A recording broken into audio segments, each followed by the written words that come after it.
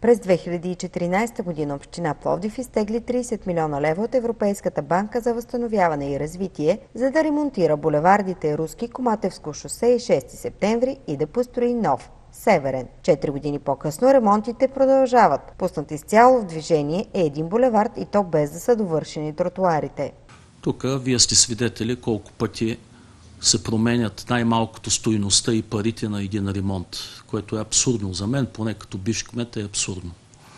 Не може един ремонт да бъде предвидени определени средства и в един момент Общинския съвет да го караме славя на няколко пъти да увеличава сумата за този същия ремонт, което предизвиква определени съмнения. От НФСБ настояват да бъде въведен летен график за новопредвидените ремонти, за повечето от които обаче все още няма пуснати обществени поръчки.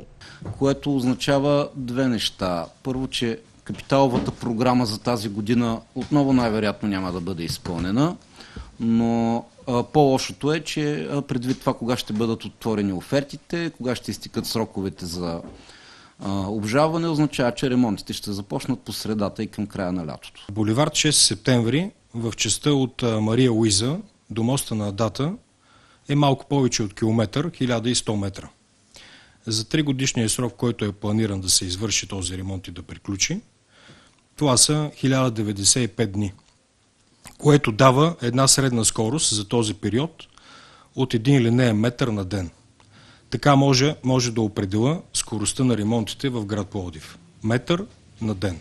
Последствията от продължителните ремонти са трафик, замърсяване на въздуха и загуба на време, коментираха още патриотите.